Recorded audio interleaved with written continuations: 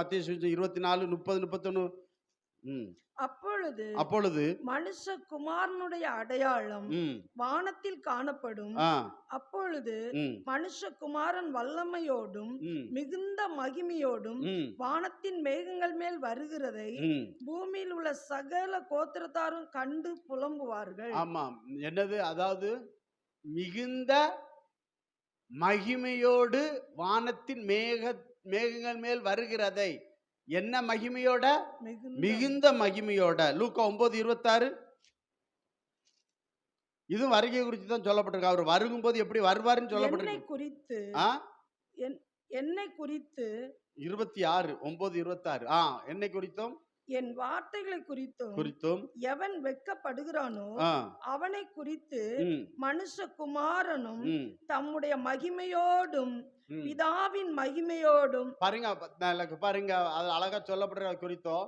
மனுஷகுமாரன் தம்முடைய மகிமையோடு, தம்முடைய மகிமையோடு, பிதாவின் மகிமையோடு, பரிசுத்த தூதர்களின் மகிமையோடும் வரும்போது வெட்கப்படுவார். அப்போ மும்மடங்கு மகிமையோட வர்றாரு. ஆமென். மும்மடங்கு மகிமையோடு அவர் வாராரு பார்க்கிறோம். மத்தேயு 25:31. அவர் எப்படி எடுத்துக்கொள்ளப்பட்டு எப்படி இருக்காரு? மனுஷகுமாரன் தமது மகிமை பொருந்தினவராய். பாருங்க, அன்றியும் மனுஷகுமாரன் தமது மகிமை பொருந்தினவராய். தமது மகிமை பொருந்தினவராய் சகல பரிசுத்த தூதரோடு கூட வரும்போது தமது மகிமையுள்ள சிங்காசனத்தின் மேல் வீற்றிருப்பார். கைகளை ஒரு அல்லேலூயா சொல்லுங்க பாருங்க. அப்போ மகிமை நிறைந்த இயேசு கிறிஸ்து தமது மகிமையுள்ள சிங்காசனத்தின் மேல் வீற்றிருப்பார். சிங்காசனம் எப்படி இருக்குதா? மகிமையுள்ள சிங்காசனம். அப்போ மகிமை. ஆமென், அல்லேலூயா. அப்போஸ்தலர் 7:2. நம்முடைய தேவனுக்கு பேர் மகிமையின் தேவன். நம்முடைய தேவனுக்கு பேர் என்னது? மகிமையின் தேவன். அல்லேலூயா, அல்லேலூயா. தூங்குறவங்க ஒரு அல்லேலூயா சொல்லுங்க பார்க்கலாம். கர்த்தருக்கு ஸ்தோத்திரம். ஆமென். அப்ப பாருங்க, அப்ப தேவன் மகிமையா இருக்கிறார். அவர் மகிமையோடு வரப்போகிறார். ஆதியாகமம் 1:27. அவர் மனுஷனை எப்படி படைத்தாராம் தெரியுமா? தமது சாயலாக மனுஷனை படைத்தார். எப்படி படைத்தாரு? தமது சாயலாக அவனை தேவ சாயலாகவே சிருஷ்டித்தார். ஆமென். இந்த தேவ சாயல்ங்கிறது மகிமை, மகிமையின் சாயல். சங்கீதம் 8:5 வாசிங்க. சங்கீதம் 8வது சங்கீதத்தில் 5வது வசனம். ஆமென்.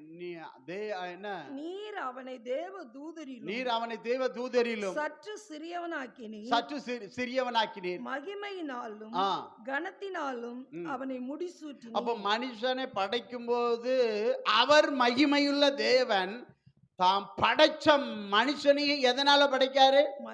மகிமையினால படைக்கிறார். எதனால படைக்கிறாரு? அப்ப மகிமை. ஸ்தோத்திரம்.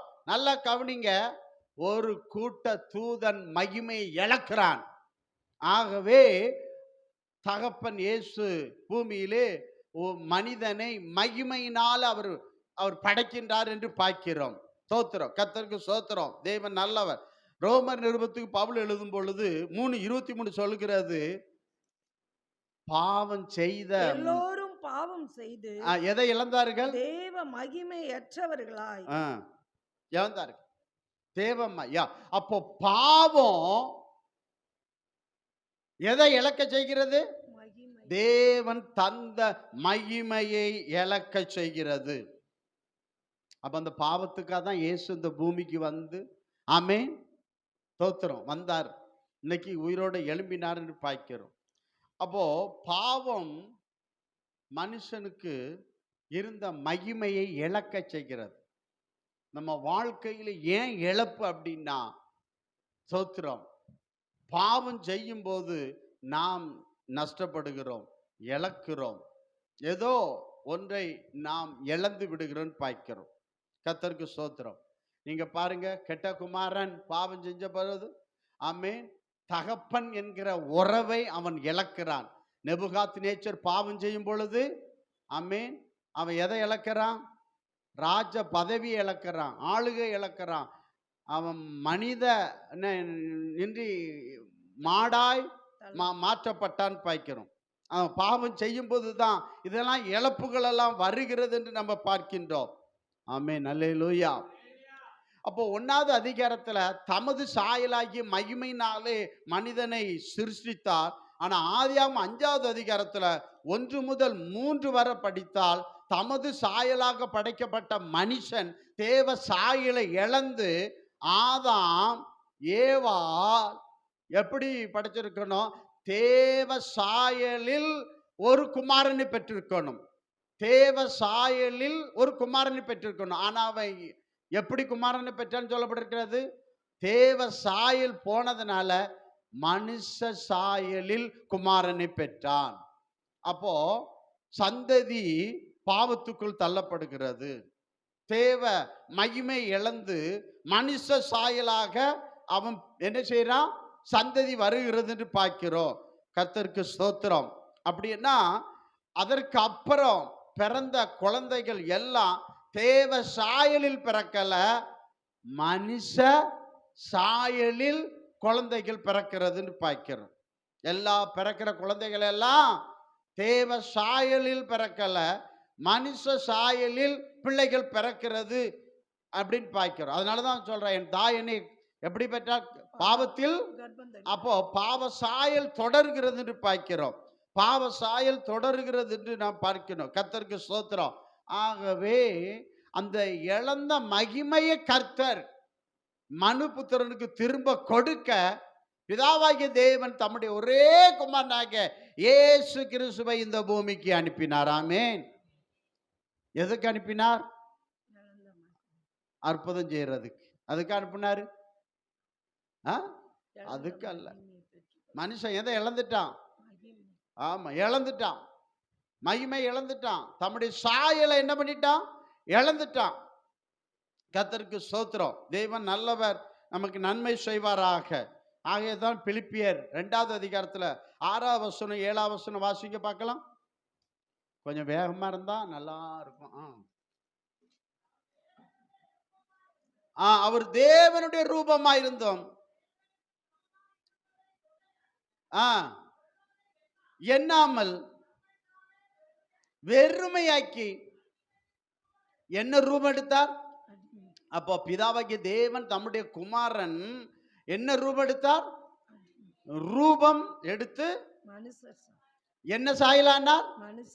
அப்போ மனுஷனுக்கு சுவிசேஷம் சொல்ல என்ன சாயல் வேணும்? மனுஷ சாயல். மனுஷன் தேவ சாயலை இழந்துட்டான்.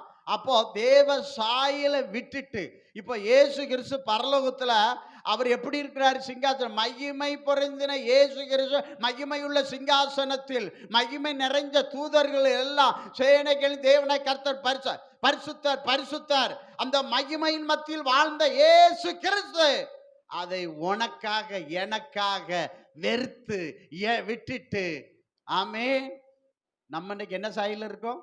மனுஷ சாயல் இருக்கோம். இந்த சாயலில் மரியாளின் மூலம் இந்த பூமிக்கு இயேசு கிறிஸ்து வந்தார். அல்லேலூயா.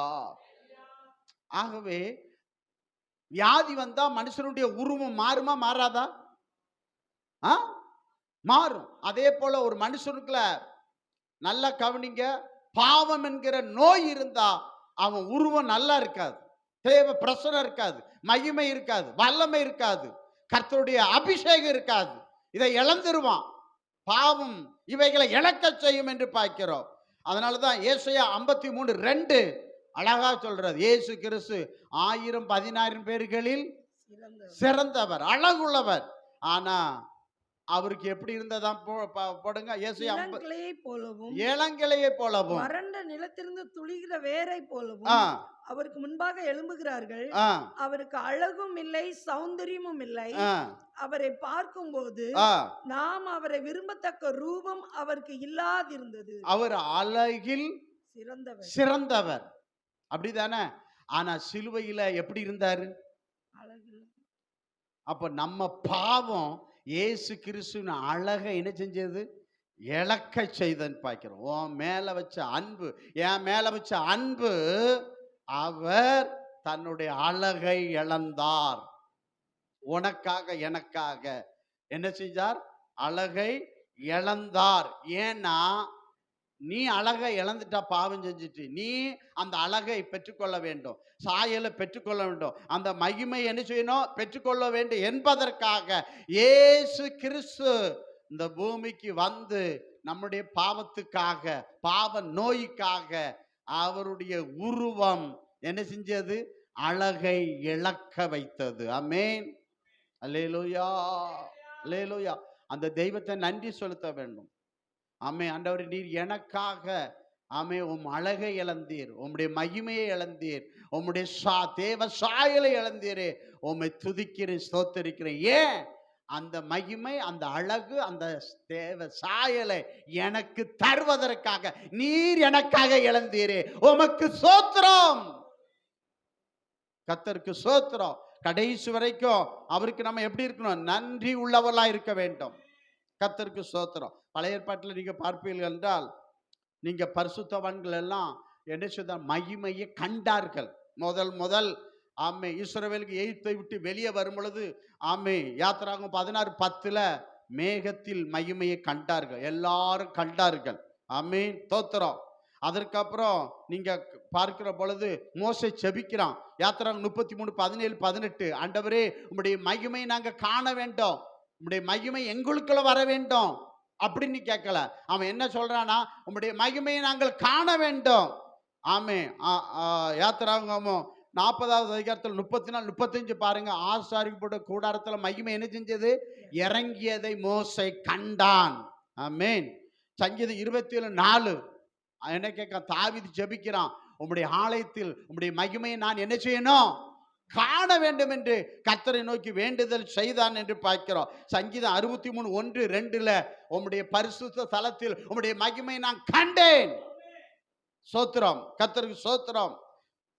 1 ராஜாக்கள் 8வது அதிகாரத்தில் 10-11 சாலமோன் கட்டின தேவாலயத்தில் மகிமையை கண்டார்கள். மகிமை என்ன செய்தார்கள்? கண்டார்கள் என்று பார்க்கிறோம். அப்போ முதல்ல மகிமையை மேகத்தில், 2வது ஆசாரிப்பு கூடாரத்தில், 3வது சாலமோன் கட்டின ஆலயத்தில் மகிமை என்ன செய்தார்கள்? கண்டார்கள் என்று பார்க்கிறோம். கர்த்தருக்கு ஸ்தோத்திரம். அதற்கு பிற்பாடு மகிமை தேவனுடைய ஆலயத்தொட்டு என்ன பண்ணிட்டு விலகியதுன்னு பார்க்கிறோம். ஜனங்களுடைய பாவம், அக்கிரமம் தேவாலயத்துக்குள்ள போய் தேவாலயத்துக்குள்ள இருந்த மகிமையை பாவம் துரத்தியது, மகிமை போனது. ஆகவே நேபுகாத்நேச்சர் என்ன செஞ்சான்? வந்தான், என்ன செஞ்சான்? பாவ நோய் அவர்களை சாகடிச்சு அடிமைத்தனத்துக்கு கொண்டு போனான். ஆலயத்தை தீக்கி இரையாக்கிட்டான். மகிமை நிறைஞ்ச ஆலயம் தீக்கி இரையாகியது. ஆமென். ஒரு மனுஷனோட்டு மகிமை போச்சுன்னா அவன் ஒரு செல்லாக்காஸ். ஆமென், தோத்திரம். ஆலயம் இடிக்கப்பட்டது, தீக்கி இரையாக்கப்பட்டது என்று பார்க்கிறோம். அதுக்கப்புறம் என்ன பண்ணார்கள்? ஆகாய், செருபாபேல் இவங்க தலைமையில் என்ன பண்ணாங்க? வந்தாங்க. ஆகாய் 2வது அதிகாரத்துல நீங்க பார்ப்பீங்களா? 7-9 படிச்சு பார்த்தா அதுல சொல்லப்பட்டிருக்கு, இந்த ஆலயத்தை மகிமையினால நிறைய பண்ணுவேன் என்று ஒரு தீர்க்கதரிசியை எழுப்பின. ஆலயம் இல்லை அப்போ. ஆனா அதுக்கப்புறம் வந்த ஜனங்கள் என்ன செய்ய? ஆலயத்தை கட்டினார்கள். கட்டி அது முந்தின ஆலயத்தின், சாலமோன் ஆலயத்துல இறங்கின மகிமையை பார்க்கிறோம். பிந்தின மகிமை பெரிதா இருக்கிறதை கண்டார்கள். அவ்வளவுதான், கண்டார்கள், அவ்வளவுதான். கர்த்தருக்கு ஸ்தோத்திரம். ஆமே. அதுக்கப்புறம் என்ன செய்தான்? ஏரோது, யோவான் சுவிசேஷம் 1வது அதிகாரத்துல 19வது வசனத்தை பார்ப்பீங்களா? ஏரோது யூதர்களை அவங்களை பிரியப்படுத்துறதுக்கு 46 வருஷம் அந்த ஆலயத்தை புதுப்பித்தான். ஆனா கிபி ஜனங்க திரும்பவும் பாவம் செய்து எடுத்ததுனால கிபி 70 தீத்திராயன் வந்து, ரோம் அரசன் வந்து என்ன பண்ணிட்டான்? இஸ்ரவேல்ல ஓட துரத்தினான். பஞ்சத்தாலையும் அந்த நாட்டை விட்டையே சிதறடிக்க வச்சு அந்த ஆலயத்தை என்ன செஞ்சான்? தீக்கி இரையாக்கி ஆலயம் இடிக்கப்பட்டு நிர்மூலமாக்கப்பட்டது. இன்றைக்கு இஸ்ரவேலில் தேவ ஆலயம் இல்லை. ஆனா ஆலயம் எழுப்பி கட்டப்படும். எப்ப கட்டப்படும்? அந்தி கிறிஸ்து காலத்துல அந்தி கிறிஸ்து வந்து ஆலயம் கட்டி கொடுப்பான். ஆனா இப்ப ஆலயம் இருக்கா? இல்ல. இப்ப ஆலயம் கிடையாது. கர்த்தருக்கு ஸ்தோத்திரம். கர்த்தர் கேட்கிறார், அப்போஸ்தலர் 7வது அதிகாரத்துல ஆண்டவர் வெறுத்து போயிட்டார். இந்த பிள்ளைங்க செஞ்ச பாவத்தினால வெறுத்து போயிட்டான்னு பார்க்கிறோம். அப்போஸ்தலர் 7வது அதிகாரத்தை 48 49 படிச்சு பார்த்தா, வானம் எனக்கு சிங்காசனம், பூமி எனக்கு, நீங்க எனக்கு எப்படிப்பட்ட ஆலயத்தை கட்டுவீர்கள்? மனுஷன் கைகளில் கட்டப்பட்ட ஆலயத்தில் நான் என்ன பண்றதில்ல, வாசம் பண்ண மாட்டேன். நீ எவ்வளவு பெரிய ஆலயமே கட்டு, அந்த ஆலயத்துக்குள்ள நான் வரமாட்டேன்ட்டார். ஏன்னா ஆலயத்துல வந்ததை என்ன பண்ணிட்டீங்க, துரத்தி அடிச்சிடுறீங்களே அப்படின்னு சொல்லி ஆண்டவர் நான் ஆலயத்துக்குள்ள வரமாட்டேன் அப்படின்னு சொல்லி கர்த்தர் சொன்னார்ன்னு பார்க்கிறோம். கர்த்தருக்கு ஸ்தோத்திரம். தேவன் நல்லவர். அப்படி என்றால் இன்றைக்கு ஆலயம் யாரு என்பதை வேதம் அழகாக சொல்கிறது. வெளிப்படுத்தல் 21:3 அதை வாசிங்க, கொஞ்சம் டைம் இல்லை. வெளிப்படுத்தல், மேலும் பரலோகத்திலிருந்து உண்டான ஒரு பெருஞ்சத்தத்தை கேட்டேன். அது இதோ மனுஷரிடத்திலே தேவனுடைய வாசஸ்தலம் இருக்கிறது. அப்ப மனுஷர்னா யாரு? யாரு? ரட்சிக்கப்பட்ட நீங்க. ஆமென். அப்போ ஆண்டவருடைய சிங்காசனத்தை எங்க வைக்காராம்? மனுஷனுடைய வைக்கிறார். 1 கொரிந்தியர் 3:16 நீங்களே தேவனுடைய ஆலயம் என்று சொல்றார். 6:19 வாசிங்க. உங்கள் சரீரமானது நீங்கள் தேவனாலே பெற்று உங்களில் தங்கியும் இருக்கிற பரிசுத்த ஆவியினுடைய ஆலயமா இருக்கிறது. அப்போ நீங்க பாருங்க, இப்போ கர்த்தர் எங்க இருக்காரு? ஆலயத்துக்குள்ள இருக்காரா, உங்களுக்குள்ள இருக்காரா? சரீரத்துக்குள்ள. ஆமென். இப்ப யாருக்குள்ள இருக்காரு? இந்த ஆலயத்துக்குள்ள இருக்காரா, உங்களுக்குள்ள இருக்காரா? ஆமா, ஆலயத்தெல்லாம் கர்த்தர் தள்ளிட்டார். ஆமென். அல்லேலூயா. நான் அவர் ஆலயம், எனக்குள்ளே இயேசு. சொல்லுங்க பார்க்கலாம். நான் அவர் ஆலயம், எனக்குள்ளே இயேசு, என்ன வந்தாலும் எப்போதும் துதித்திடுவே, என்ன வந்தாலும் எவ்வேளையிலும் எப்போதும் துதித்திடுவே. அல்லேலூயா. நான் ஒன்று சொல்றேன், நம்ம எல்லாம் தேவனுடைய ஆலயமா மாறிட்டோம்னா ஆலயத்துல பிரச்சனையே இருக்காது. ஆமென். என்ன இருக்காது? பிரச்சனையே இருக்காது. ஆமென். நம்ம ஆலயமா மாறலன்னா நம்ம பிரச்சனையா மாறிடும். அப்ப நீ ஆலயத்துக்குள்ள பிரச்சனை பண்றேன்னா நீ ஆலயமா இல்லை, அதனால நீ ஆலயத்துல பிரச்சனை பண்ற. ஸ்தோத்திரம். நீ பரலோகத்திலும் வரமாட்டா, நீ எங்கேயும் வரமாட்டா, மகிமையான கிறிஸ்துவின் உயிர்த்தெழுதல் நீ வரமாட்டா. கர்த்தருக்கு மகிமை செலுத்துகிறேன். சரி, அப்போ கர்த்தர் சொல்லிட்டாரு, மனிதன் கட்டப்பட்ட கோயில்களில் ஆலயங்களில் நான் வாசம் பண்ணுவது இல்லை. அல்லேலூயா, அல்லேலூயா. சாலமோன் ஆலயம் கட்டினான். என்ன சொல்லி ஆலயம் கட்டா தெரியுமா? நீர் வானாதி வானங்களில் வாசம் பண்ணுகிற கர்த்தர். வேதத்தில் 7 வானங்கள் சொல்லப்பட்டிருக்கிறது. ஆமென். அதான் ஹையஸ்ட். என்னது? ஆமா, அதான் மிகவும் உயர்ந்த இடம். அந்த இடத்தை யார் போவாங்கிறத பைபிள்ல சொல்லப்பட்டிருக்கிறது. எல்லாரும் அல்ல, அந்த இடத்தை தான் குறி வச்சான் பிசாசு, லூசிபர். ஆமென். அல்லேலூயா. கர்த்தருக்கு ஸ்தோத்திரம். அப்ப கர்த்தர் சொல்லிட்டாரு, இல்ல இது வேண்டாம், மனுஷன் கைப்படால் கட்டப்பட்ட அந்த ஆலயத்தில் நான் வாசம் பண்ணுவது இல்லை. அப்ப சாலமோன் சொன்னா, ஐயா வானாதி வானங்களோ உம்மை கொல்லாது இருக்க நான் உமக்கு எப்படிப்பட்ட ஆலயத்தை கட்டுவேன்? அவன் ஒண்ணு சொல்லி கட்டுறான். கோடி கோடியா பணம் செலவழிச்சு தங்கத்தால் ஒரு ஆலயத்தை கட்டிட்டு அவன் சொன்னான். என்ன வார்த்தை சொன்னா தெரியுமா? உமக்கு தூபம் காட்டுறதுக்கு நான் என்ன கட்டுறேன்? ஆலயத்தை கட்டுகிறேன். கைகளை ஒருத்தர் அல்லேலியே சொல்லுங்க பார்க்கலாம். சத்தம் ஒரு அல்லேலியே சொல்லுங்க பார்க்கலாம். உமக்கு என்னது? தூபம் காட்டுறதுக்கு நான் ஆலயம் கட்டுறேன் ஐயா, நீர் தங்குவதற்கு அல்ல. ஆமென். அல்லேலூயா. அதனால ஆண்டவர் சொல்லிட்டார், என்ன பண்ணிட்டாரு? நீங்க பாவம் செஞ்சானா அதுவும் விலக்கிட்டான்னு பாய்க்கிறோம். அப்போ இன்னைக்கு கர்த்தர் ஆலயத்துக்குள்ள இருக்கிறாரா, உங்களுக்குள்ள இருக்காரா? உங்களுக்குள்ள இருக்கிறார். ஆமென். அல்லேலூயா. அதனாலதான் வேதம் சொல்லுகிறது. ஆமே, ரோமர் 8வது அதிகாரத்துல அந்த வார்த்தை நல்ல 29வது வசனத்துல சொல்லப்பட்டிருக்கிறது. அதுல என்ன சொல்ல, தம்முடைய குமாரனுடைய சாயலுக்கு உங்களை முன் குறித்தார். ஆமா, அது சொல்லப்பட்டிருக்கிறது. தம்முடைய குமாரன் அநேக சகோதரர்களை முதற் பேரானவர்க்கும் பொருட்டு தேவன் எவர்களை முன்குறித்தாலும் அவர்களை தமது குமாரனுடைய சாயலுக்கு ஒப்பாவதற்கு பாருங்க முன்குறித்திருக்கிறார். தம்முடைய குமாரனுடைய சாயல். குமாரனுடைய சாயல் யாரு? தேவ சாயல், பிதா. பிதாவின் சாயல் குமாரன். அப்ப குமாரனுடைய சாயலுக்கு என்ன செஞ்சிட்டார்? உங்களை இன்னைக்கு முன்குறித்து இருக்கிறார். இந்த முன்குறிக்கப்பட்டவர்கள் கர்த்தர் என்ன பண்ணாரு? அடுத்த வசனம் வாசிங்க. எவர்களை முன்குறித்தாரோ, எவர்களை முன்குறித்தாரோ அவர்களை அழைத்தும் இருக்கிறார். அவர்களை அழைத்தார். எவர்களை அழைத்தாரோ, எவர்களை அழைத்தாரோ அவர்களை நீதிமான்களாக்கி இருக்கிறார். அவர்களை நீதிமான்களாய் மாற்றி இருக்கிறார். எவர்களை நீதிமானாக்கினாரோ, எவர்களை நீதிமான்களாய் மாற்றினாரோ அவர்களை மகிமைப்படுத்தியும். கைகளை ஊத்துற அல்லேலூயா சொல்லுங்க. அப்போ தம்முடைய சாயலுக்கு ஒப்பாக முன்குறித்தார். ஆமென், ஸ்தோத்திரம். அப்புறம் நீதிமானாக்கினார். அப்புறம் மகிமைப்படுத்தினார். மகிமைப்படுத்துவா, இன்னும் மகிமைப்படுத்துவா. அவர் துதி சொல்லி வரவே தேவன் தந்திட்ட வாழ்வு இது.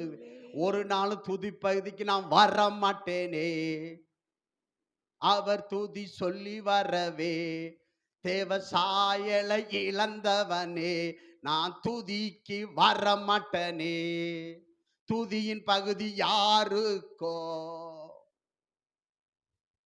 என் துதிய வேறொருவனுக்கு இந்த சனத்தை எனக்கென்று ஏற்படுத்தினேன். அவர்கள் அப்போ நீ துதியின் பகுதி வந்துட்டியன்னா நீ கர்த்தருடைய ஜனம். துதியின் பகுதியை விட்டு, பாடல் பகுதியை விட்டு, ஆமா செய்தி பகுதியில விட்டு வருகிறவன் கர்த்தருடைய ஜனமா? யோசித்து பார். இந்த ஈஸ்டர் நாள்ல யோசித்து பார். ஆமென். மரித்தவர்களும் மௌனத்தில் இருப்பவர்கள் கர்த்தரை துதியார்கள். அவர்கள் துதியின் பகுதியில் வருவார்களா? கர்த்தருக்கு ஸ்தோத்திரம். தேவன் நல்லவர். எண்ணி பாருங்க. அப்போ கர்த்தர் எவர்களை முன்குறித்தாரோ, தம்முடைய சாயலுக்கு முன்குறித்தாரோ அவர்களை அழைத்தார் நீதிமானாகும்படி. அவர்களை ஆமென். அடுத்தது என்ன பண்ணாரு? மகிமையினால நிரப்பினார். அப்ப அவங்க தான் வருவாங்க அந்த துதியின் பகுதிக்கு. என்ன சொன்னாலும் அந்த துதியின் பகுதிக்கு என்ன செய்ய மாட்டாங்க? வர மாட்டாங்க. பாட்டு பாடும்போது என்னது? அவர் துதி சொல்லி வரவே தேவன் தந்திட்ட வாழ்வு. இப்பந்தான் தூக்கத்தை விட்டு நினைச்சுறாங்க, எழும்புறாங்க. ஆமே, கர்த்தருக்கு ஸ்தோத்திரம். இந்த சனம் ஆமே 8 மணிக்குனா 7:30 வந்து துதிக்கிற ஜனமா இருக்கணும். அதுதான் கர்த்தருடைய சனம். ஆமே, அல்லேலூயா. அப்போ நீ துதின் பகுதியை வந்துட்டீன்னா கர்த்தர் உன்னை மகிமையினால என்ன செய்வார்? நிரப்புவார். ஆமென், அல்லேலூயா. ஆகவே அவர் சொல்ல, என்னுடைய சாயலுக்கு ஒப்பாக உன்னை முன்குறித்தே, உன்னை என் ரத்தத்தால உன்னை நீதிமானாய் மாற்றினேன். உன்னை நீதிமானாய் மாற்றின உன்னை என்னுடைய மகிமையினால நிரப்புவேன். அதனாலதான் ஆண்டவர் சொல்றார் பாருங்க, யோவான் 17:22 வாசிங்க. அந்த மகிமை இயேசு கிறிஸ்து வருது. பிதாவின் மகிமை இயேசு கிறிஸ்து வருது. ஒன்றாய் இருக்கிறது போல அவர்களும் ஒன்றாய் இருக்கும்படி. நில்லுங்க. ஆண்டவர் சொல்றாரு, நாம் ஒன்றாய் இருக்க. இப்ப இவங்க 2 பேரும் ஒன்றாய் இருக்கிறதுக்கு என்ன காரணம் சொல்றாரு? மகிமை. அவர்கிட்ட என்ன இருக்கு? மகிமை. இவர்கிட்ட என்ன இருக்கு? அப்ப நம்ம 2 என்ன இருக்குது? மகிமை இருக்குது. பிதா கிட்ட மகிமை இருக்குது, குமாரன்கிட்ட மகிமை இருக்கிறது. நம்ம 2 எப்படி இருக்கிறோம்? 4 பேரா இருக்கிறோம். அப்படியே சொல்றாரு, ஒன்றாய் இருக்கிறோம். அப்போ ஏன் சபைக்குள்ள ஒருமனை இல்ல, ஒற்றுமை இல்ல, பிரிவினை ஏன் வருது? ஏன் பிரிவினை வருது? ஏற்ற தாழ்வு ஏன் வருது? உயர்வு தாழ்வு ஏன் வருது? படிச்சவன் படிக்காதவன், ஏழை ஓலை காலை ஏன் வருது? மகிமை இல்லாதனாலதான் இது சபைக்குள்ள வருது. அத சொல்றாரு, இந்த மகிமை இருக்கிறதுனால பிதா நீரும் நானும் ஒன்றா இருக்கிறோம்.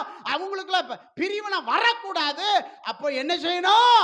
நீர் எனக்கு தந்த மகிமையை நான் அவர்களுக்கு கொடுத்தேன். நான் அவர்களுக்கு கொடுத்தேன். ஏன் கொடுக்கிறாரு? ஒன்றாயிருக்கும்படி. ஹalleluya. சபையில நம்ம எப்படி இருக்கணும்? ஒன்றா ஒரே சரீரம், ஒரே இருதயமாய். ஆதி சபையார் எப்படி இருந்தாங்க? ஒரே ஒரே மனமும் ஒரே இருதயமா இருந்தன்னு பார்க்கிறோம். கருத்து வேறுபாடு இல்ல, பிரிவினை இல்ல, பிரச்சனை இல்ல. ஆனா அது காரணம் மகிமை.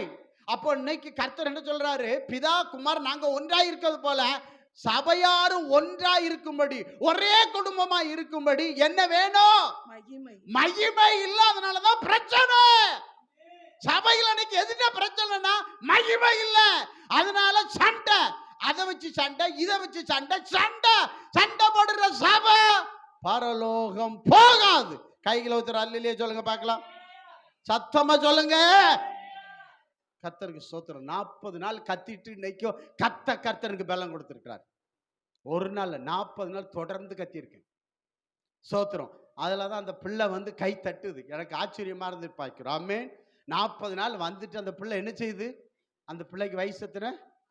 11 வயசு, 11 மாசம். கண்டுபிடிச்சிட்டியே. கர்த்தர் உங்களை ஆசீர்வதிப்பார். ஆமென். அல்லேலூயா. அப்போ அந்த மகிமை நமக்கு பிதா இழந்த மகிமை பிதா யார் மூலம் கொடுக்கிறாரு? இயேசு கிறிஸ்து மூலம் நமக்கு தருகிறான்னு பார்க்கிறோம். ஸ்தோத்திரம். அது 1 பேதுரு 4:14 வாசிங்க. 1 பேதுரு 4:14. நீங்கள் கிறிஸ்துவின் நாமத்தின் நிமித்தம் நிந்திக்கப்பட்டால் பாக்கியவான்கள். ஏனென்றால் தேவனுடைய ஆவியானவர், மகிமையுள்ள ஆவியானவர் உங்கள் மேல் தங்கி இருக்கிறார். தேவனுடைய மகிமையுள்ள ஆவியானவர். அப்போ இயேசு போயிட்டாரு, போன பிற்பாடு அவருக்குள்ள மகிமை யார் மூலம் நமக்குள்ள வருகிறது? உங்கள் மேல் தங்கி இருக்கிறார், பரிசுத்த ஆவியானவர் மூலம். ஆமென். ஆமென். இந்த மகிமை யார் மூலம் வருது? பரிசுத்த. ஆமா, இயேசு கிறிஸ்து இருந்தது, அவர் போய் அப்படியே தரல. யார் அனுப்பினாரு? பரிசுத்த ஆவியானவர் அனுப்பினார். இந்த மகிமை இன்னைக்கு நமக்கு யார் மூலம் கிடைக்கிறது? ஆமா, இயேசு கிறிஸ்து மூலம் பரிசுத்த ஆவி நீங்க பெற்றுக்கொண்டாதான் அந்த மகிமையுள்ள ஆவியா நமக்குள்ள எங்க இருப்பார்? இன்னைக்கு சரீரமாகி ஆளை யாரு? நீங்க தான். அப்போ இந்த ஆலயத்துல யார் இருக்கணும்? ஒண்ணு பரிசுத்தாவின் இருக்கணும், இல்லைன்னா சாத்தா இருக்கணும். ரெண்டுல ஒண்ணு உன்கிட்ட இருக்கணும். ஆமென். ஒண்ணு உனக்குள்ள யார் இருக்கணும்? பரிசுத்தாவின் இருக்கணும். அவர் இல்லாட்டா யார் இருப்பா? திருடன் இருப்பான். பரிசுத்தாவின் இருந்தா மகிமை இருக்கும், திருடன் இருந்தா மகிமை உனக்குள்ள இருக்காது. கைகளை ஊத்துறா. அல்லேலூயா சொல்லுங்க பாங்களா, சத்தம் சொல்லுங்க. ஸ்தோத்திரம். கர்த்தருக்கு ஸ்தோத்திரம். இப்போ நம்ம இங்க வாங்க, இதை வாசித்தே ஆக வேண்டும். 1 கொரிந்தியர் நிருபத்துக்கு பவுல் எழுதும்போது இது அழகா எழுதுகிறான்னு பார்க்கிறோம். வாசிங்க. 15வது அதிகாரத்துல 35லிருந்து 43 வரை வாசிங்க. ஆகிலும் மரித்தோர் எப்படி எழுந்திருப்பார்கள்? எப்படிப்பட்ட சரீரத்தோட வருவார்கள் என்று ஒருவன் சொல்வானாகில் புத்தியினனே நீ விதைக்கிற விதை செத்தால் ஒழிய. அப்போ மனுஷன் செத்த பிறகு பூமியில என்ன செய்றாங்க? உயிர்ப்பிக்க மாட்டாதே. ஆமா, விதை தான். நம்ம விதையை தான் கொண்டு என்ன செய்றோம்? மனுஷன் ஒரு சாவும் ஒரு விதை, அதாவது சொல்றாரு, புத்தின நீ விதைக்கிற விதை செத்தால் ஒழிய உயிர்ப்பிக்க மாட்டாதே. நீ விதைக்கிற போது இனி உண்டாகும் மேனியை விதையாமல் கோதுமை அல்லது மற்றொரு தானியத்தினுடைய வெறும் விதையையே விதைக்கிறாய். அதற்கு தேவன் தமது சித்தத்தின்படியே மேனியை கொடுக்கிறார். விதை வகைகள் ஒவ்வொன்றுக்கும் அதற்கேற்ற மேனியை கொடுக்கிறார். எல்லா மாம்சமும் ஒரே விதமான மாம்சம் அல்ல. மனுஷனுடைய மாம்சம் வேறு, மிருகங்களுடைய மாம்சம் வேறு, மச்சங்களுடைய மாம்சம் வேறு, பறவைகளுடைய மாம்சம் வேறு, வானத்துக்குரிய மேனியும் பாருங்க. இதெல்லாம் ரொம்ப முக்கியம். வானத்துக்குரிய மேனிகளும் உண்டு. மேனினா என்னது? மகிமை, சரீரம். வானத்துக்குரிய நீங்க ஆவிக்கு ஒரு சரீரம் இருக்கு, மேனிகளும் உண்டு. பூமிக்குரிய மேனிகளும் உண்டு. பூமிக்குரிய ஒரு சரீரம் உண்டு. வானத்துக்குரிய மேனிகளுடைய மகிமை. அப்ப வானத்துக்குரிய சரீரத்தின் மகிமை வேற, பூமிக்குரிய மேனிகளுடைய மகிமையும் சரீரத்தின் மகிமை வேற, சூரியனுடைய மகிமையும் வேற. பாருங்க, அந்த மகிமையை வாசிங்க. சூரியன், சந்திரனுடைய மகிமையும் வேறு, நட்சத்திரங்களுடைய மகிமையும் வேறே, ஆ. மகிமையிலே நட்சத்திரங்களுக்கு நட்சத்திரம் விசேஷித்திருக்கிறது. இப்ப பாருங்க, பூமியில 3 கிரேட் இருக்கு. பரலோகத்துல ஏற்ற தாழ்வு இல்லைன்னா சொல்ல முடியாது, இருக்கு. அதனாலதான் அவர் எழுதுறார். எப்படி எழுதுறார் அப்படின்னா, அங்க மகிமைக்கு மகிமை வித்தியாசம் இருக்குது. சூரியனுடைய மகிமை, ஆமே, அதோட குறைஞ்ச சூரியன் மகிமைன்னா, சூரியன் வெளிச்சம் அதிகமா, சந்திரன் வெளிச்சம் அதிகமா தெரியுதா நமக்கு? சூரியன் சூரியன் வெளிச்சம், சந்திரன் வெளிச்சம் குறைவா இருக்கு. நட்சத்திரங்கள் வெளிச்சம் அதை விட குறைவா இருக்கிறது. இப்படிதான் 3 கிரேடு பரலோகத்தில் இருக்கு. உயிர் தெழுதும் போது 3 கிரேடு பரலோகத்தில் என்ன செய்யறது, அது இருக்கிறது என்று நாம் பார்க்கின்றோம். கர்த்தருக்கு ஸ்தோத்திரம். தேவன் நல்லவர். ஆமென். 3 கிரேடு இருக்கிறது. இந்த உலகத்திலையும் என்ன செய்யறாங்க, ஃபர்ஸ்ட், செகண்ட், தேர்டுன்னு வச்சிருக்காங்க. அங்கேயும் பரலோகத்தில் 3 கிரேடு இருக்கிறது. ஆமென், ஸ்தோத்திரம். இந்த 3 கிரேடுல யார் வருவான்னு உங்களுக்கு சொல்றேன் பாருங்க. உயிர்த்தெழுதல் என்ன செய்யணும்னா 2 வகை. உயிர்த்தெழுதல் என்னது? 2 வகை.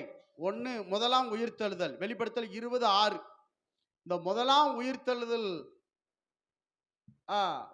முதலாம் உயிர்த்தெழுதல் பங்குள்ளவன் பாக்கியவனும் உயிர்த்தெழுதலுக்கு பங்குள்ளவன் பாக்கியவானும் பரிசுத்தவானுமாய் இருக்கிறான். இவர்கள் மேல் 2ஆம் மரணத்துக்கு அதிகாரம் இல்லை. 2ஆம் மரணங்கிறது அக்கினிங்கதான் எரியிற கடல், அதுக்கு அதிகாரம் கிடையாது. அப்போ உயிர்த்தெழுதல 2 வகை இருக்கு. ஒன்று, முதலாம் உயிர்த்தெழுதல். முதல் ஒரு டைம் ஒரு குறிப்பை எழுப்புறாரு, அதற்கு முதலாம் உயிர்த்தெழுதல். ஆனா 2வது ஒரு குறிப்பை எழுப்புறாரு, அவங்க துன்மார்க்கர்கள், கடைசி உயிர்த்தெழுதல். அவர்களை தண்டனை கொடுக்க எழுப்புறாரு. இந்த முதலாம் உயிர்த்தெழுதல் எழுப்புறவங்களுக்கு ஆமா நன்மை கொடுக்கும்படி எழுப்புகிறார். ஆமென், அல்லேலூயா. அதுல எத்தனை இருக்குன்னா 6 வருஷம் இருக்கிறது. எத்தனை வருஷம் இருக்கிறது? 6 வருஷம் இருக்கிறது பார்க்கிறோம். இந்த வருஷை குறித்து ஆமா இந்த முதலாம் உயிர்த்தெழுதல ஆமா 3 வகையா பிரிக்கலாம். இந்த முதலாம் உயிர்த்தெழுதல 3 வகையா பிரிக்கலாம். என்ன வகையை குறிக்கலாம்னா, ரோமர் 6:4 படி மகிமையான உயிர்த்தெழுதல், ஆமா எபிரேயர் 11:35 படி மேன்மையான உயிர்த்தெழுதல், ஆமா லூக்கா 14:14 படி நீதிமான்களின் உயிர்த்தெழுதல். இப்படி 3 வகையா பிரிக்கலாம். ஸ்தோத்திரம். 2 வகை, முதலாம் உயிர்த்தெழுதல், கடைசி உயிர்த்தெழுதல். முதலாம் உயிர்த்தெழுதல் பாக்கியவான். ஆமென். இந்த கடைசியில துன்மார்க்கரை எழுப்பி அக்கினிங்க அந்த எரியிற தண்டனை கொடுக்க மட்டும் கடைசியில் அவர் எழுப்புறார். இதுதான் உயிர்த்தெழுதல். ஸ்தோத்திரம். இப்போ இந்த முதலாம் உயிர்த்தெழுதல்ல அதுல என்ன சொல்லப்பட்டிருக்கிறான்னா, அதை 3 பகுதியா பிரிக்கிறார். அதுதான் சூரியன், அதுதான் சந்திரன், அதுதான் நட்சத்திரம். அப்படின்னா இந்த சூரியனுடைய மகிமை தான் பிதாவின் மகிமை, இந்த சூரியனுடைய மகிமை தான் குமாரன் மகிமை, இந்த சூரியனுடைய மகிமை தான் புதிய ஏற்பாட்டு சபையின் மகிமை. 2வது யார் அப்படின்னா இயேசு கிறிஸ்து ரத்த சாட்சி. இயேசு கிறிஸ்துல ரத்த ஸ்தேவான் ரத்த சாட்சி இருக்கு பாத்தீங்களா? பழைய ஏற்பாட்டு ரத்த சாட்சிலாம் சேர்க்கல இதுல. அதுல இருந்து எங்க வராங்க, கடைசி மகாபுத்திரம் இறுதியில ரத்த சாட்சியா மறிக்காங்க. இவங்க மேன்மையான உயிர்த்தெழுதல், இது செகண்ட் கிரேடு. ஆனா 3வது உயிர்த்தெழுதல் தானியேல் 12வது அதிகாரத்துல ஆமா 1, 2, 3 சொல்லப்பட்டிருக்கிறது. என்ன சொல்ல? பழைய ஏற்பாட்டு பரிசுத்தவான்கள் மகிமை. அப்போ சூரியன், சந்திரன் யாரு? சூரியன் யாரு? புதிய ஏற்பாட்டு பரிசுத்தவான்கள். ஆமென். 2வது யாரு சொன்ன? இரத்த சாட்சிகள். எப்போ? ஸ்தேவான் இரத்த சாட்சி. அதுல இருந்து மகாபுத்திரம் அந்த இரத்த சாட்சிகள் அவங்க மேன்மையான, அவங்க செகண்ட் கிரேட். ஆனா 3வது கிரேடு யாருன்னா பழைய ஏற்பாட்டு பரிசுத்தவான்கள் என்று 3 பகுதியாக பிரிக்கிறது பரலோகம். இதைத்தான் பவுல் அதில் எழுதுகிறார் என்று பார்க்கிறோம். அப்போ இந்த அந்த 3 வரிசையில அதுல சொல்லப்பட்டிருக்கு. 1 கொரிந்தியர் 15:23 வாசிங்க. 1 கொரிந்தியர் 15:23. அவன் தன் தன் வரிசையிலே உயிர்ப்பிக்கப்படுவான். அவன் தன் வரிசையிலே உயிர்ப்பிக்கப்படுவான். முதற் பலனானவர் கிறிஸ்து. அந்த மரித்தோரில் முதற் பலன் யாரு? கிறிஸ்து. பின்பு அவர் வருகையில் அவருடையவர்கள் உயிர்ப்பிக்கப்படுவார். பின்பு அவர் வருகையில் அவருடைய உயிர்ப்பிக்கப்படுவார் என்பது யாரு? ஆமா, சபை மணவாட்டி சபை நம்ம நம்ம ஆமே. இந்த நம்ம அப்போ இயேசு கிறிஸ்து அவர் உயிர்த்தெழுதல் எப்படி சொல்ல, அதான் வாசிங்க ரோமர் 6:4 வாசிங்க. ரோமர் 6:4 வாசிங்க. ரோமர் 6:4. மேலும் பிதாவின் மகிமையினாலே, அந்த வசனத்தை நல்லா கவனிங்க. மேலும் பிதாவின் மகிமையினாலே கிறிஸ்து மரித்தோரிலிருந்து எழுப்பப்பட்டது போல நாமும் அப்படின்னு சொல்லப்பட்டிருக்காமே. அப்போ கிறிஸ்துவின் உயிர்த்தெழுதல் என்ன உயிர்த்தெழுதல்? பிதாவின் உயிர்த்தெழுதல். அது சூரியனுடைய மகிமையின் உயிர்த்தெழுதல். அதே உயிர்த்தெழுதல் தான் மணவாட்டி சபை. ஆமென். அல்லேலூயா, அல்லேலூயா. இரண்டாவது உயிர்த்தெழுதல் என்ன சொன்னேன்? மேன்மையான உயிர்த்தெழுதல். அது யாரு? ஆமா, கைவிடப்பட்ட சபை, இரத்த சாட்சிகள். அல்லேலூயா, அதுன்னு பாய்க்கிறோம். மூணாவது உயிர்த்தெழுதல் யார் சொன்ன? ஐயோ, பழைய ஏற்பாட்டு. ஆமா, தானியேல் 12:1-2 பாய்க்கிறோம். பழைய இந்த 3 கிரேட் தான். அப்ப இயேசு கிறிஸ்துவை ஏற்றுக்கொண்டவங்க யாருடைய மகிமையில் போயிடுறாங்க? ஆமா, ஸ்தோத்திரம். புரியுதுங்களா? அப்போ மணவாட்டி சபை ரகசிய வரிகளை எடுத்துக்கொள்ளப்பட்டது பார்த்தீங்களா? இது வரைக்கும் மகிமையான உயிர்த்தெழுதல் அவங்க பங்கடைவாங்க. இயேசு வரப்போறாருல, ரகசிய வரி எங்க வரப்போறாரு? மத்தியாகத்தை வரப்போறாரு. அப்ப ரகசிய சபை எடுத்துக்கொள்ளப்பட்டது பாருங்க. இவங்கெல்லாம் எந்த உயிர்த்தெழுதல் வருவாங்க? மகிமையான உயிர்த்தெழுதல், சூரியனுடைய மகிமையின். ஆமென். அப்படி சொல்லப்பட்டிருக்குன்னு பாய்க்கிறோம். அப்புறம் முகம் கைவிடப்பட்ட சபை 3 வருஷத்துல இரத்த சாட்சி. அதுக்கப்புறம் மகா உபத்திர காலத்துல இஸ்ரவேலர்கள் ரத்தம் மரிப்பாங்க. இவங்கெல்லாம் செகண்ட் கிரேட், 2வது கிரேட். இயேசுவை மறுதலிக்க மாட்டாங்க, இயேசுதான் அப்படின்னு நிற்பாங்க. ஆனா அவங்க செகண்ட் கிரேட். ஆனா தேர்டு தான் பழைய ஏற்பாட்டு பரிசுத்தவான்கள். இதத்தான் சூரியனுடைய மகிமை வேற, சந்தனுடைய மகிமை வேற, நட்சத்திரனுடைய மகிமை வேற. மகிமைக்கு மகிமை வித்தியாசம் எங்க இருக்குங்காரு? பரலோகத்துல இருக்குது. ஸ்தோத்திரம், அல்லேலூயா. அப்போ இந்த மணவாட்டி சபை யாருடைய மகிமைக்கு ஒப்பா இருக்குது?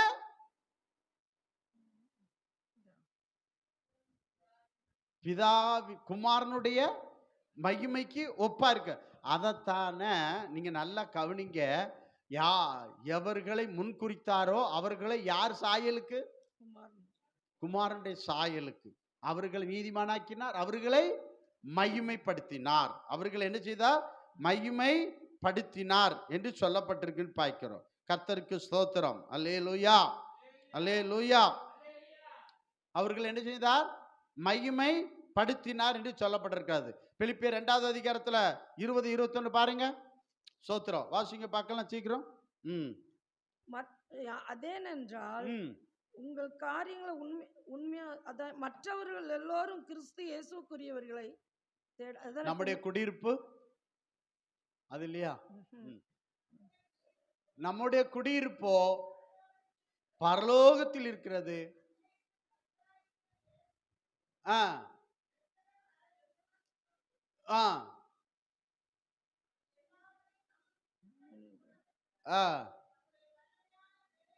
தம்முடைய வல்லமையான செயலின்படி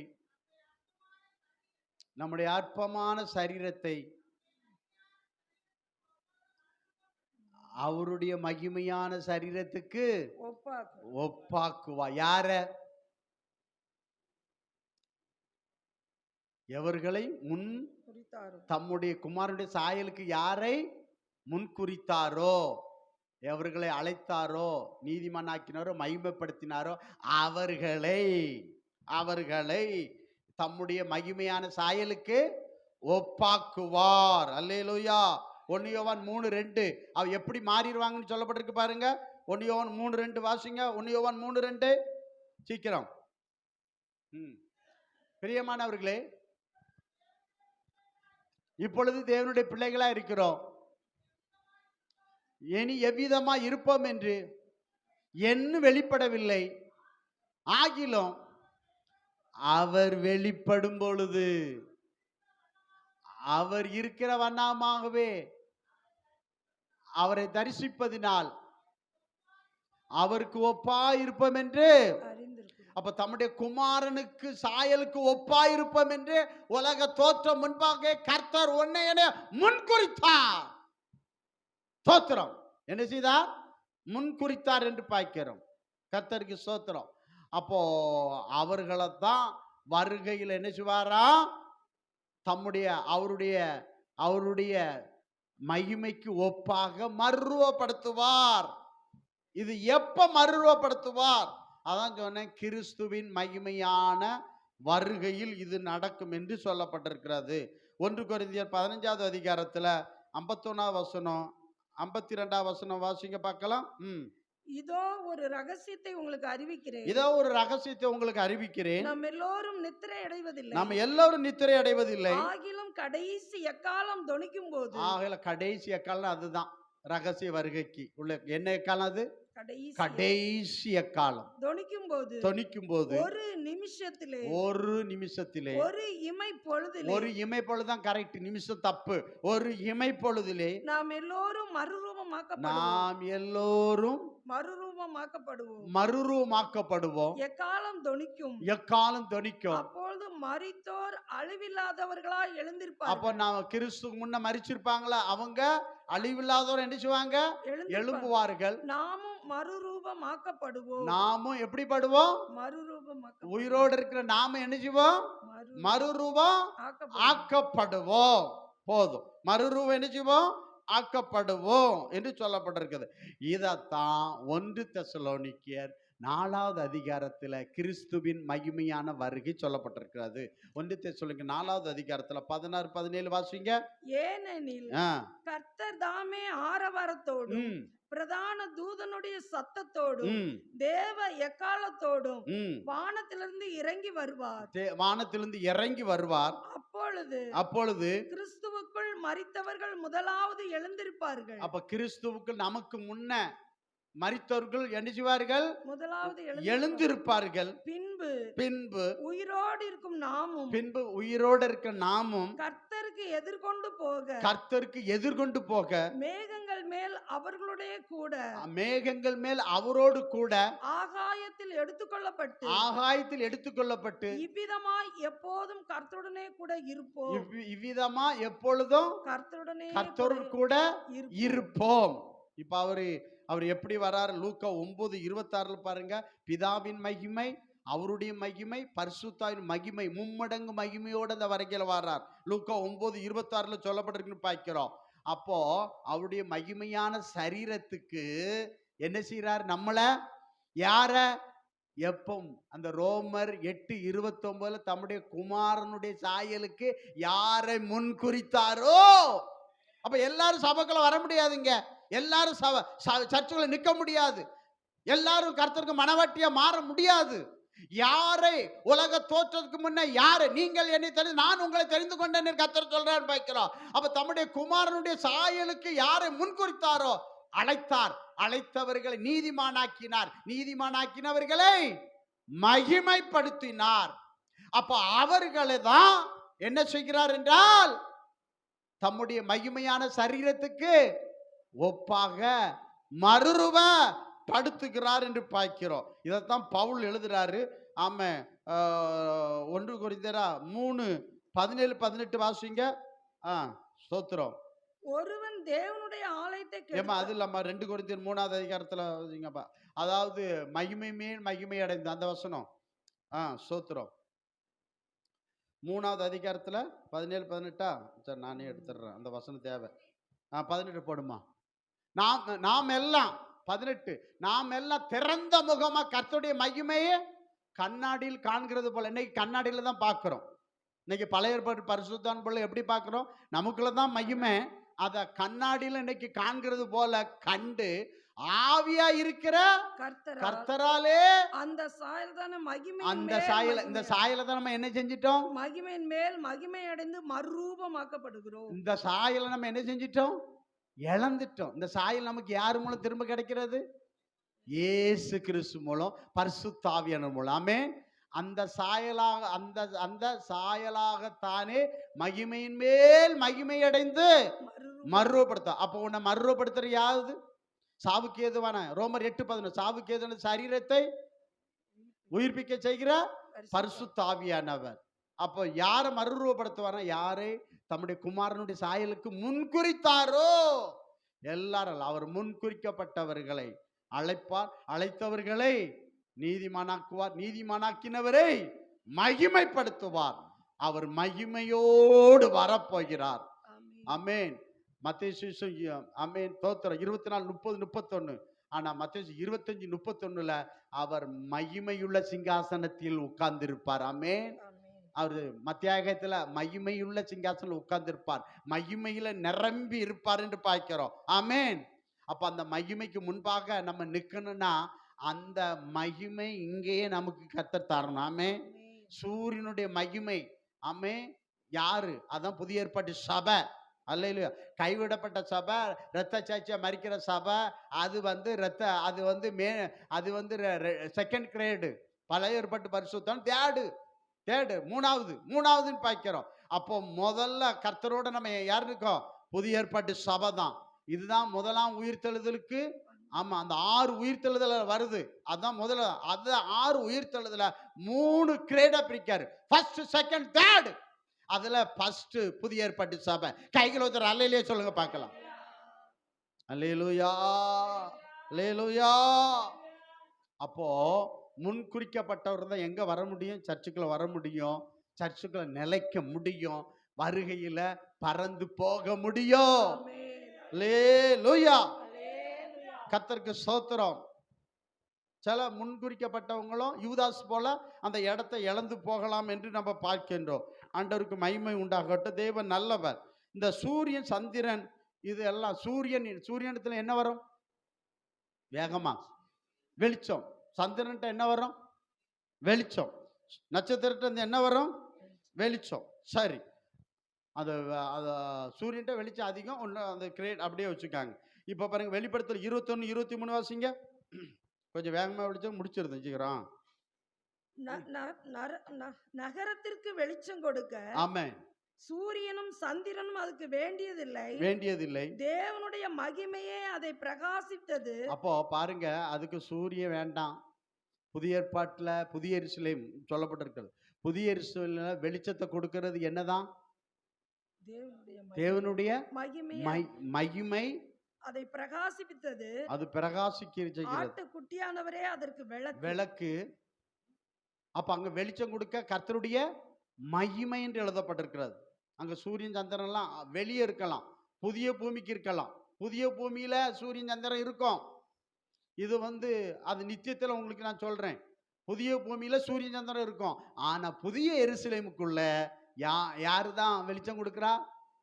ஒருவர் சேரக்கூடாத ஒளியில் வாசம் பண்ணுகிற அவரே வெளிச்சம், பவர்ஃபுல் வெளிச்சம் அவர் தான். அங்க யார் அந்த வெளிச்சம் ஏத்து எவனும் போக முடியாது. வெளிச்சம் இல்லாத ஒரு இடம் எது? நரகம் தான். தோத்திரம். மகிமை இல்லாத இடம் நரகம். நீ இன்னைக்கு மகிமை இல்ல, மகிமை இருந்தா மகிமையான பரலோகம் போவா, மகிமை இல்லாட்டா மகிமை இல்லாத நரகம் போவா. மகிமையை பெற்றுக்கொள். கர்த்தர் அதுக்காக உன்னை அழைக்கின்றார் பார்க்கிறோம். ஆமென். அல்லேலூயா. அப்போ என்ன சொல்லணும்?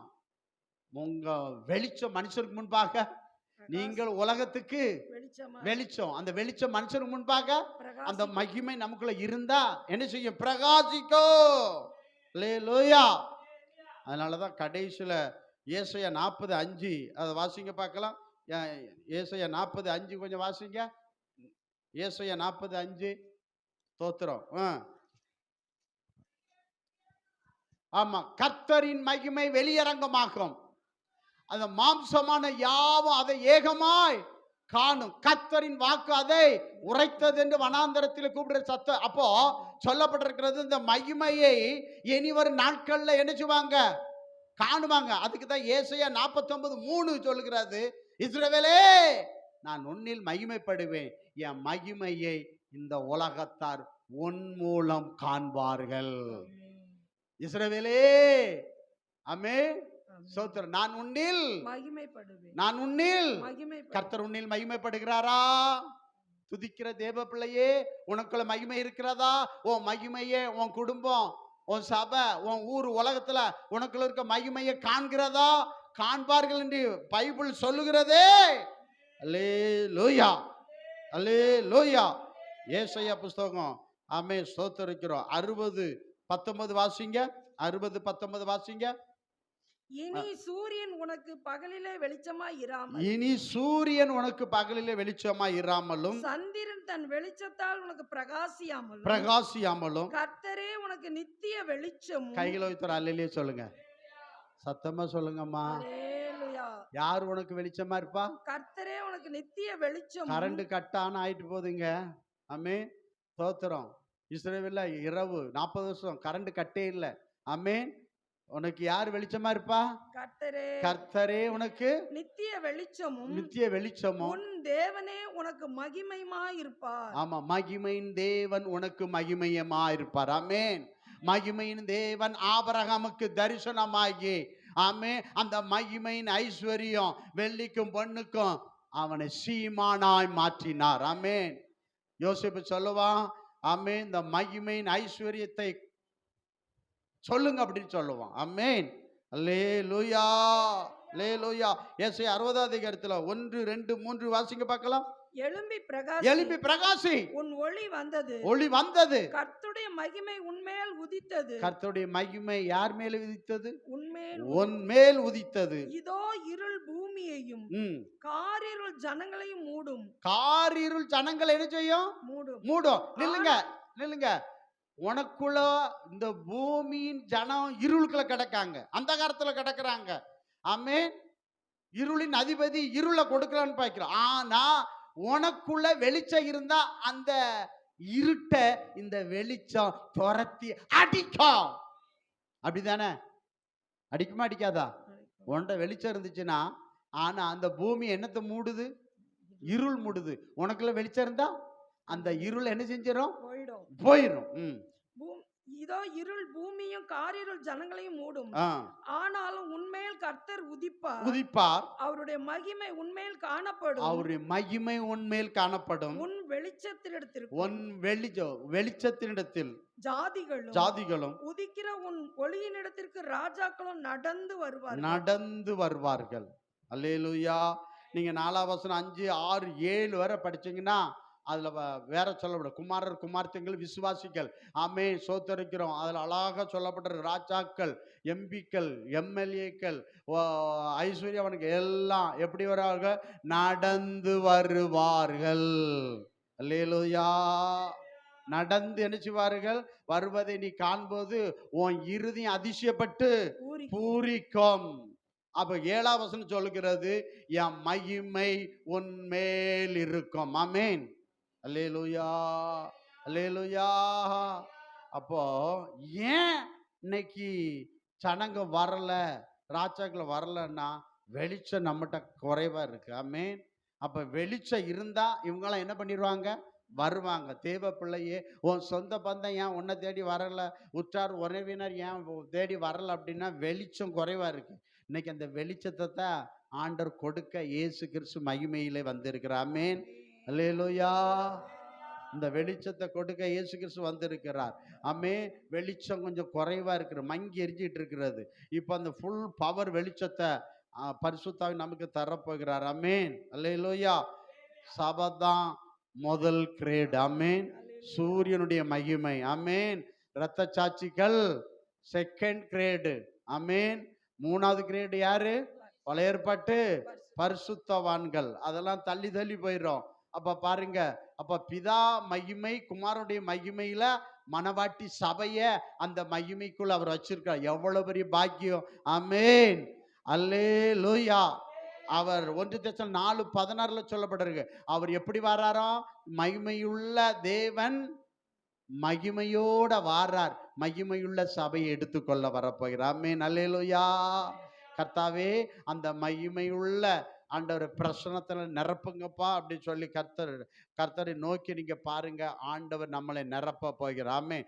எல்லாரும் கொஞ்சம் எழுப்பி நில்லுங்க. அல்லேலூயா, அல்லேலூயா, அல்லேலூயா. எல்லாம் சோத்திரம் பண்ணுங்க. கர்த்தருடைய வார்த்தை கேளுங்க. கொஞ்சம் எழுப்பி நில்லுங்க. ஆண்டவரே, இந்த மகிமையின் பிரசனம் ஆமென் என்னை நிரப்பட்டுன்னு கேளுங்க. எல்லாம் கொஞ்சம் உற்சாகமாக. ஆமென். அல்லேலூயா. எல்லாம் நல்ல உற்சாகமாக. ஆமென். அல்லேலூயா, அல்லேலூயா, அல்லேலூயா, அல்லேலூயா.